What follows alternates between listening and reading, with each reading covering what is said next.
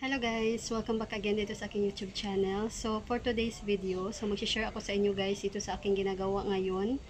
So ngayon guys ay nag-repack ako. Ayan. Marami akong i-repack today. So ang inuna ko is itong bagoong. Ayan.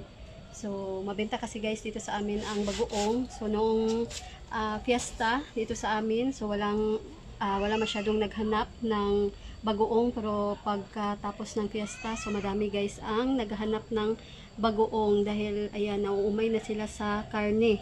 So ngayon, ayan, nakabili na kami ng bagoong dahil ilang bisis na kami guys na namimili, pero hindi kami nakahanap ng bagoong dahil walang stock lagi doon sa aming binibilhan.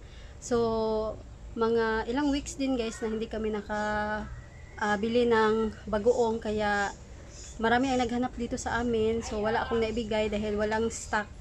So naubusan din kami. Ayan, dahil tag-1 kilo lang guys ang aming binibili doon sa aming binibilhan. So may times din na pag malakas na malakas ang bagoong, so 2 kilo ang aming bibilhin.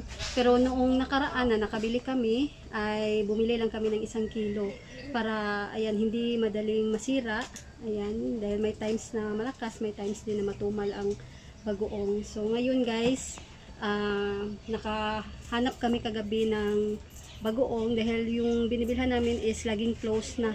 So nagtanong kami guys, bakit laging walang tao doon sa ayan, suki namin ng bagoong. Ayan, ano pala, may nagkasakit pala yung kanyang asawa, kaya na-stroke daw, kaya laging close, hindi na sila nag-open ng kanilang tindahan.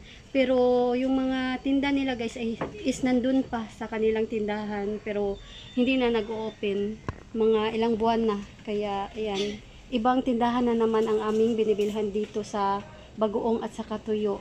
So kagabi walang bagoong doon sa aming suki, so naghanap kami guys doon sa merkado, at ayan, nakabili kami.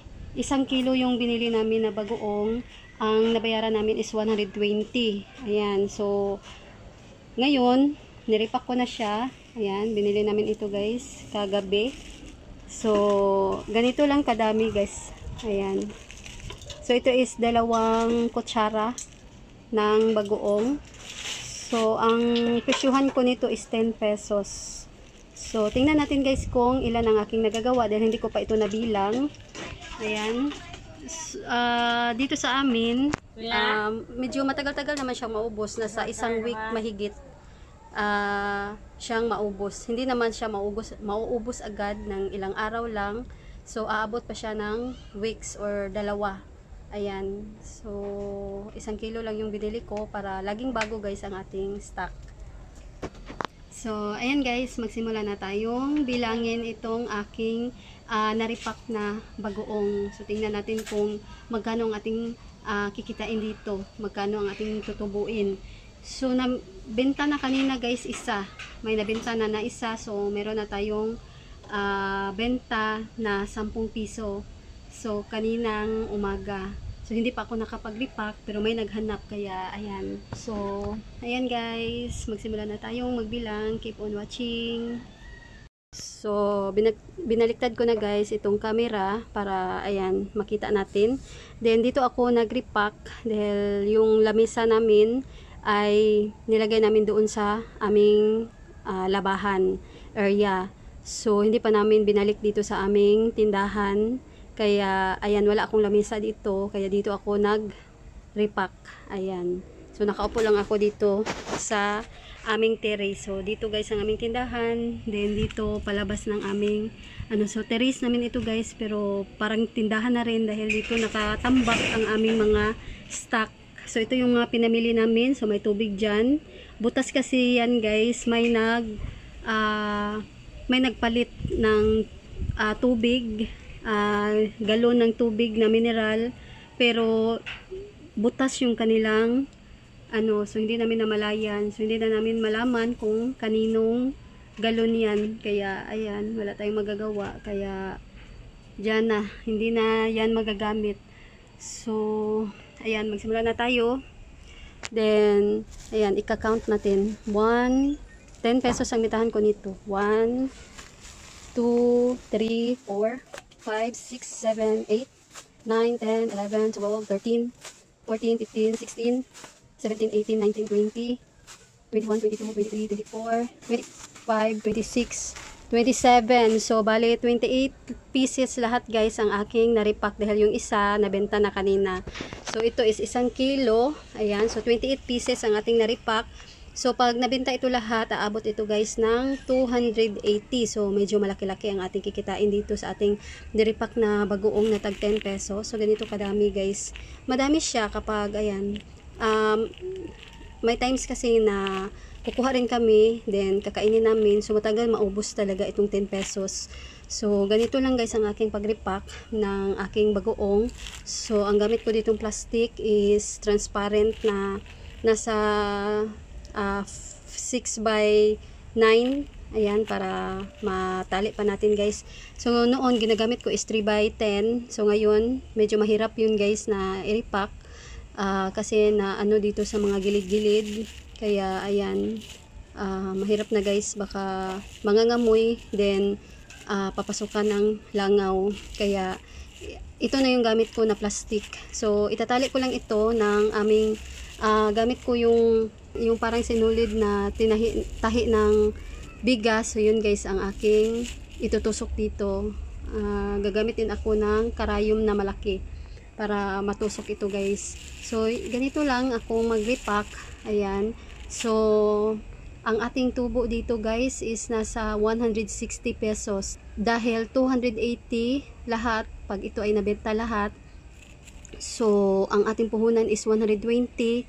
So, ilas natin guys. So, papatak na 160 ang ating tutubuin sa ating 1 kilo ng bagoong.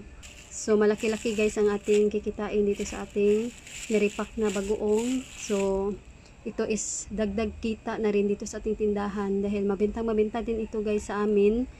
Kaya, nagbebenta ako nito. Meron din akong tuyo. Ayan. So, may mga customer din kami na gusto nila yung tuyo.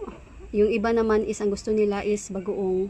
Ayan, so may langaw dahil ito is bagoong. Ganyan talaga guys kapag bagoong ang ating nire-repack, may ano talaga, may langaw. So mabango naman siya, hindi siya mabaho. May iba kasi na iba na yung amoy, parang hindi talaga, iba na yung amoy. So ngayon is parang sa akin is mabango siya na bagoong. Ayan. So, ito lang guys ang aking update sa inyo for today's video. Ayan, nag-share lang ako sa inyo dahil malaki ang kita ko dito. Malakas kasi ito dito sa amin kaya nagbebenta ako ng ganito, itong bagoong. So, noon guys, nagbebenta ako ng tagpa 5 pesos pero ngayon tag 10 na.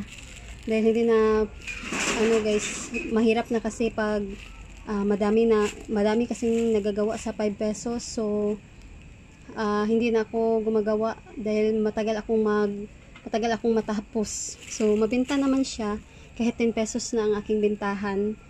At ayan, malaki din ang aking kikitain dito. So, marami pa akong i-repack guys. Ayan, mag-share lang ako sa inyo kung anong mga ginagawa ko dito sa aking tindahan. Dahil ito yung mga mabenta. Then, nakakatulong ito guys para mas malaki ang ating kikitain sa ating tindahan. Pagkatapos ko nito, mag-repack ako ng asukal na tag 5 pesos, asukal din na tag 3. Ayan, gumagawa ako ng tag 3. So, mag-share lang ako sa inyo guys kapag nakagawa na ako.